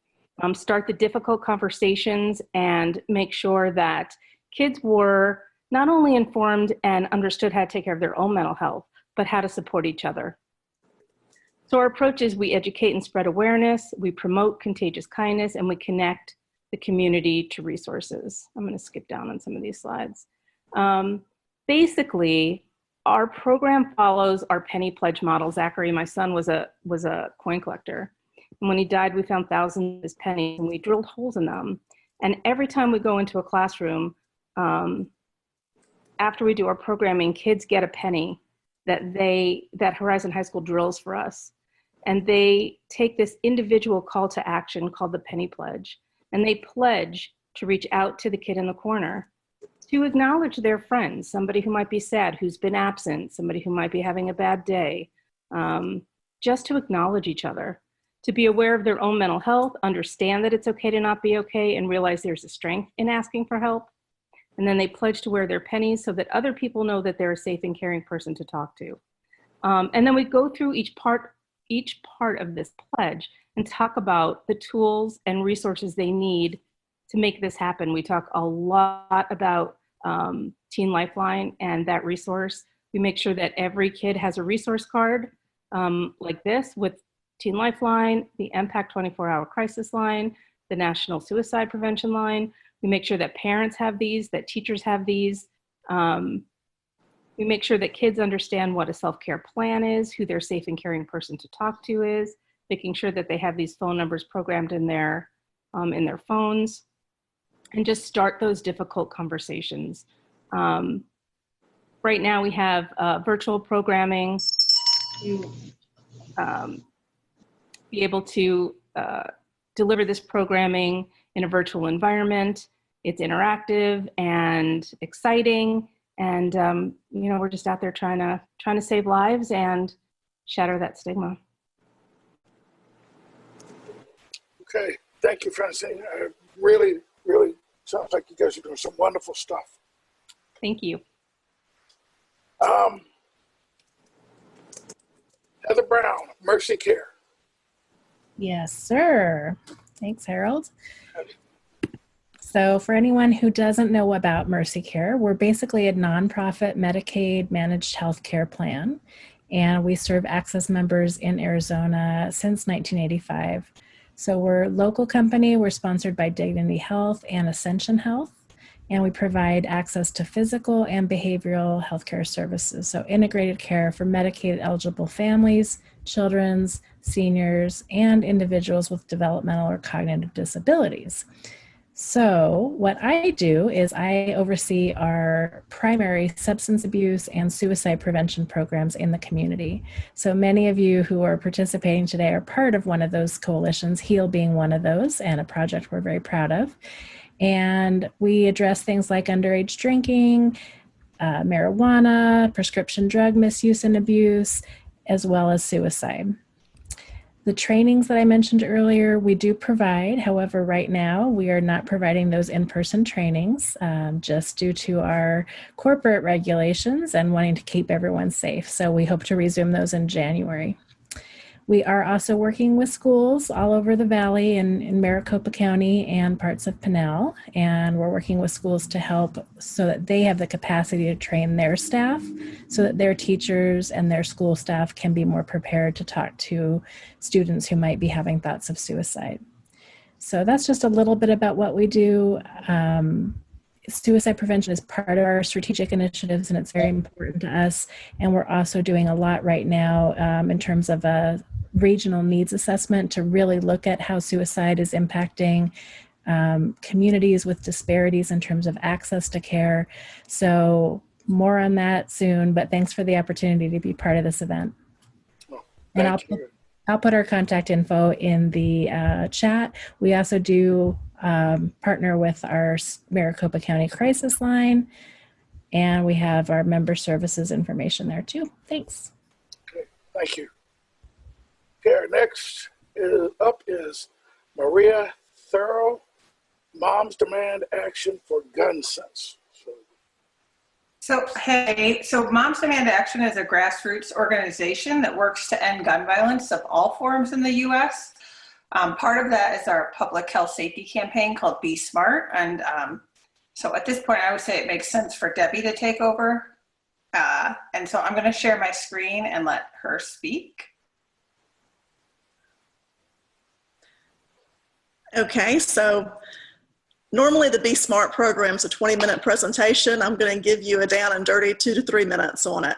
So let's reach common ground, leave politics at the door. We realize guns are legal and that a large number of people own them.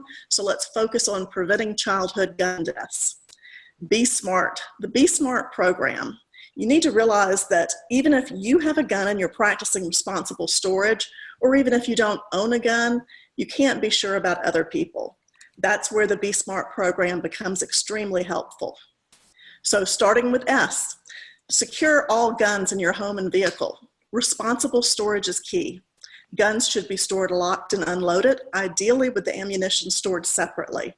Hiding a gun is not securing a gun, whether it's in a nightstand, a bookcase, a glove compartment, or under the car seat. It needs to be locked up. M, model responsible behavior. Modeling responsible behavior means that smart adults make sure that kids don't have the opportunity to access guns.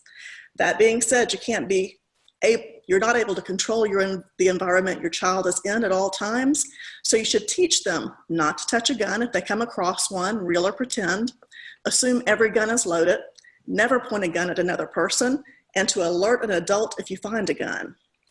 Then A, this is the part about Be Smart that's somewhat new. Ask about unsecured guns in other homes where your child will be. Make it part of the general safety conversation. For example, if your child is going to somebody's house for the first time, you may ask about supervision. You may ask if they have a pool, do they have a pool fence? If they have an animal that's aggressive, is the animal contained? We also need to be asking about guns nowadays. Do you own a gun and is it locked up? Initially, this can feel awkward, so feel free if you want to do this by email or text if you're uncomfortable. And then R is recognizing the role of guns in suicide. I already talked about that. We know that guns make suicide attempts more lethal. It's increased to 90% lethality with a gun. So if you know your loved one is in distress or experiencing suicidal ideation, you may want to temporarily remove the guns from your home. And then T, tell your peers to be smart. We need to normalize responsible storage. So be smart, secure your guns in homes and vehicles, model responsible behavior, ask about firearms in other homes your child visits, recognize the role of guns in suicide, and tell others about the Be Smart message. If you have any questions or if you'd like the full Moms Demand Action Be Smart public health presentation provided to another organization, feel free to contact me or any of the other moms listed on this screen. Thanks. All right, well, thank you. Okay, last but not least, Shamari Jackson with South Mountain Works.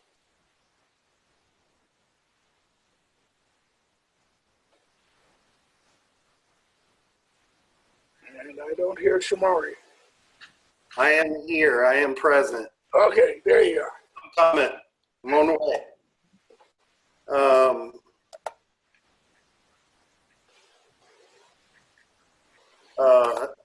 Hello, everybody. I'm Shamari Jackson.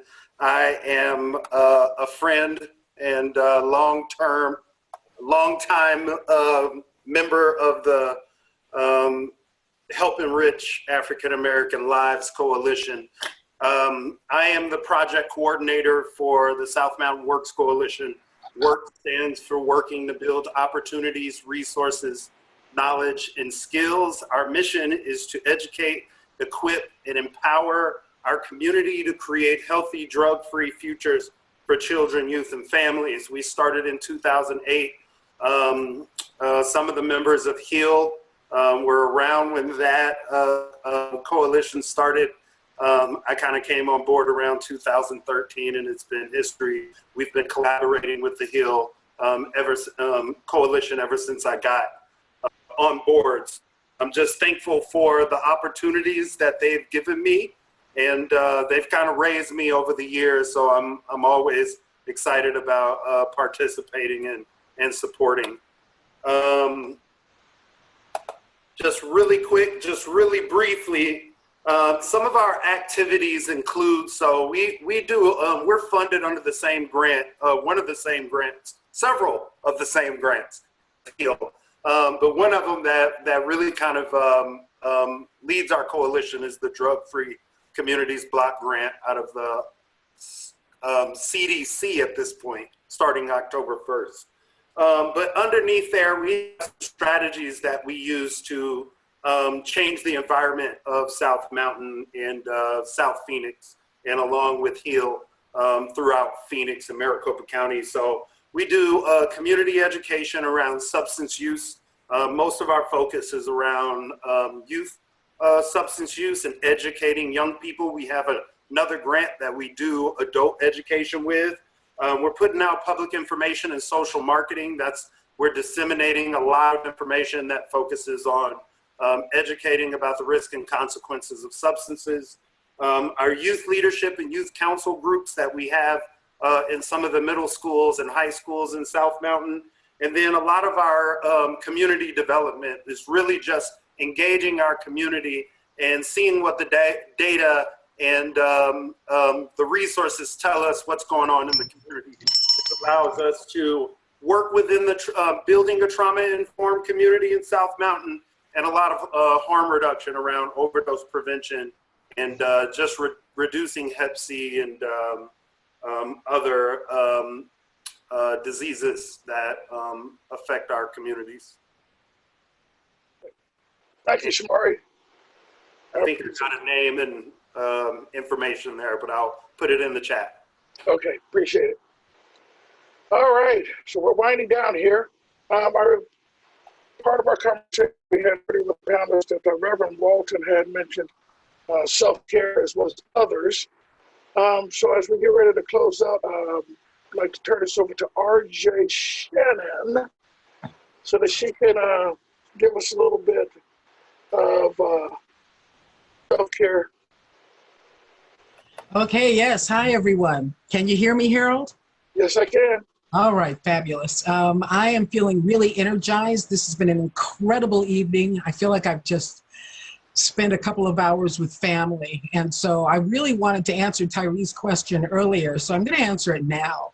One of the primary discussion that our committee had was how do we respond to the ideation, to the depression, to the hopelessness? What is out there that might change a person's thoughts or the environment they're in, or their headspace? And so an article that I found was actually focused on, guess what? Black joy. Okay, and I'm actually looking at a document in my screen, so I can't see your faces, but I hope that you're jumping up and down saying, what, Black joy? That sounds amazing. Well, you know what? It actually is. It is all about self-care. And in the research that I've done, I found that there is a Black Joy event in Oakland, California. It's been happening for the last 3 years, and the last one was in February. This is all about our younger people in this community recognizing the importance of balance. So when you're doing activism or advocacy, you want to make sure that you are balanced in your life. Or if you're working, taking care of a family, whatever that might be, if it's going to cause stress, you want to find a way to balance that. And so they are looking at Black joy as collective joy. They are looking at Black joy as a way in which we can heal. And that for our young people, it is a primary part of Black liberation. And so I found a new initiative that's called #BlackJoyMatters. It is designed to coincide with Black Lives Matter. Black Joy Matters was created by a performing artist, model, and entrepreneur named Siobhan. And Siobhan has some interesting things to say about it. She says, there's a huge importance in showing that Black existence is not all death, it is not all trauma, and it is not all racial injustice. It's a call for us to acknowledge our joy and acknowledge our healing and happiness during a time when we need it most. She is leading a Black Joy Matters initiative with young people through photo sharing. And something she said was 76% of those young people in a new survey, and this is Gen Z folks, they said that they regularly or often see depictions of racial violence on their social media feed, and it hurts them emotionally.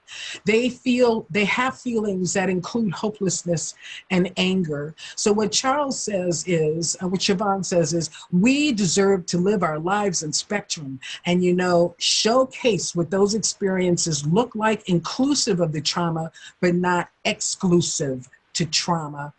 Something else I found was written by a young woman named Jolie A. Doggett. She's a platform editor for a magazine called Momentum, and she says, joy is a revolutionary act in a world that is constantly trying to tell you that your life does not matter. That joy reminds us that there's something worth fighting for.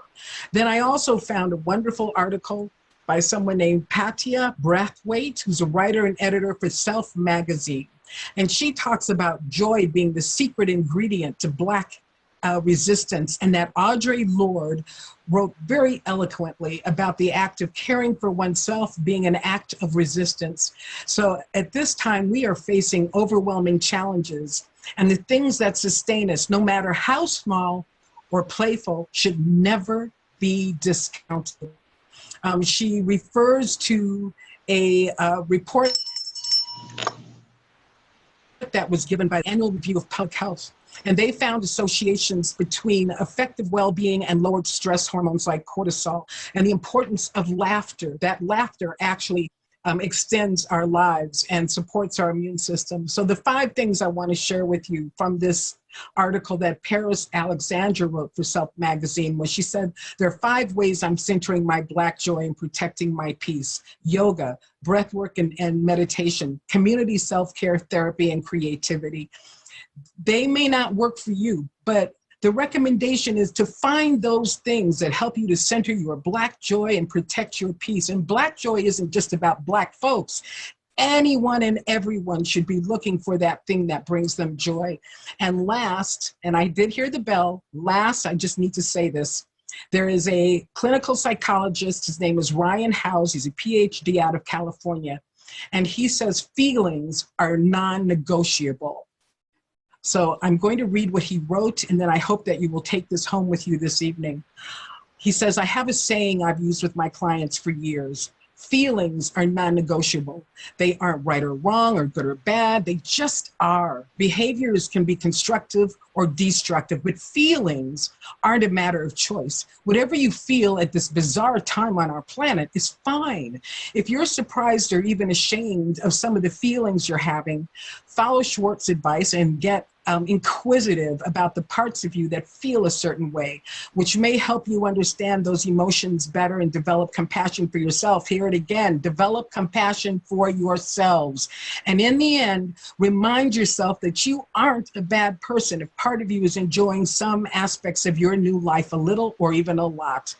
Drop the judgment about what you feel. If you can find some joy in this time, consider it. Consider that a gift and try to be grateful for it. And I thank you.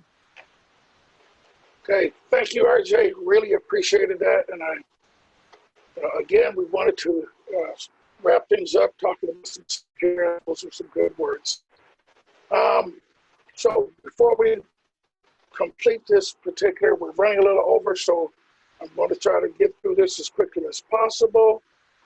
We have some polling questions for a post-event, if we can quickly go to those, and then we can see the results. So again, these are polling questions similar to what you saw before, and this is just to give us some feedback on how well we've done presenting information and increasing your knowledge.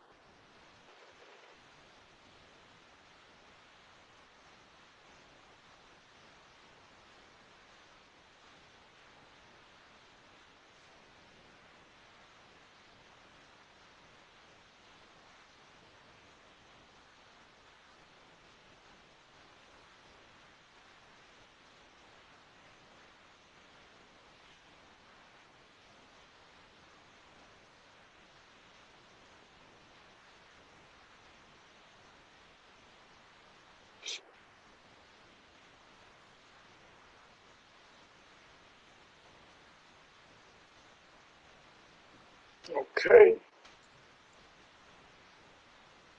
We can tally those and present those to everyone at this time. And this will give us a pre and post look. We're at about 50%. Okay, that's 70% response right now. Okay.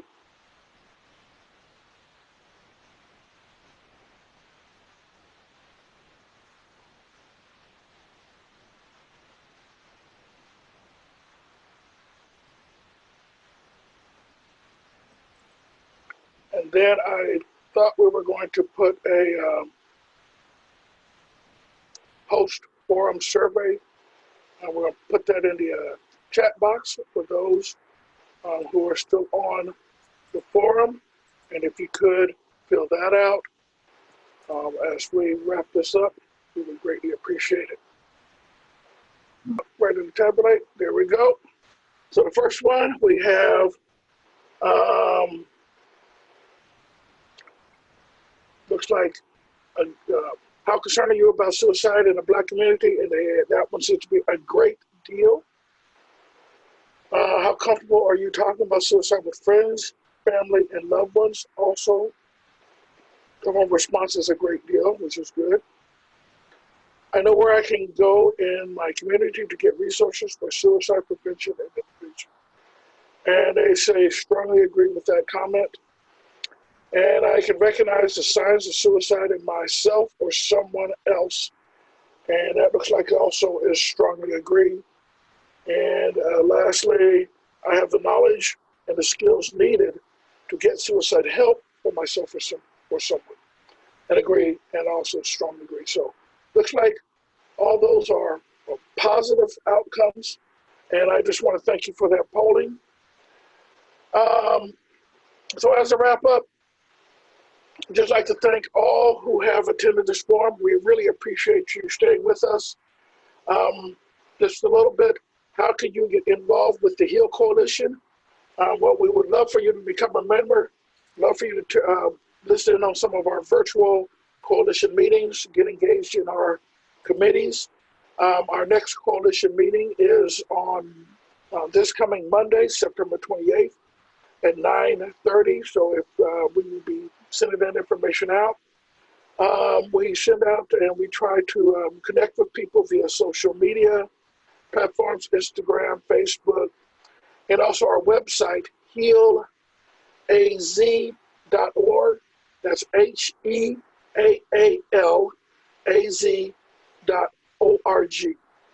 We also will be putting out a quarterly newsletter. We have a church media ministry. And we have also other resources such as Desert Soul Media, Radio Phoenix, and of course, the Arizona Informant. So I would just like to just say, we need you to get involved. We need your voice. We need your presence, engaging and supporting us and working towards building a better community. So at this point in time, I would just first like to thank the moderator, Sabrina, you did an outstanding job. Also to our panelists, Leroy Douglas III, Deborah Hernandez, Edward Jerms III, Lynn Patterson, and the Reverend Reginald Walton, who unfortunately is no longer on the call because he had an emergency. But we just like to say thank you so much. You filled us up with your knowledge and this work that you are doing and sharing with us, educating us, informing us. Typically, when we do our forums, are usually in person, and we usually hand out plaques for appreciation to our panelists and moderator. We aren't able to do that through the media, but we will do that at our earliest convenience to make sure that you get a token of our appreciation. Also, I'd like to thank our support and resource organizations, La Frontera and Team Lifeline, for their communications and education, as well as for their emotional support activities. Kid in the Corner, Mercy Care, Moms Demanding Action, for Gun Sense, and South Mountain Works. And in addition to that, I also would like to especially thank all the HEAL membership.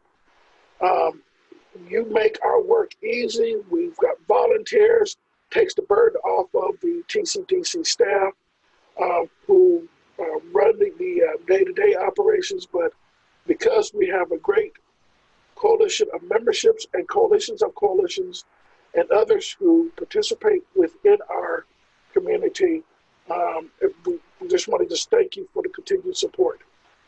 I'd be remiss if I didn't acknowledge TCDC. TCDC is, we're one of the programs that operates under TCDC's umbrella that serves the community. So just want to thank them for their continued support, especially in the fiscal management of our coalition. And then lastly, well, not lastly, but next, I would like to thank our funders, Again, Mercy Care, Heather Brown, thank you. Directing Communities, and the Governor's Office of Youth, Faith, and Family. And then lastly, I'd like to thank the event crew. So shout out to Lauren for the host of making sure that things were going straight. A technical producer and co-host Calvin Worthen, room and chat room monitors Margaret Carter and Clyde Miller, and our timekeeper Al Harris.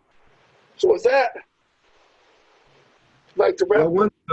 Before you wrap that up, scared to ring the bell.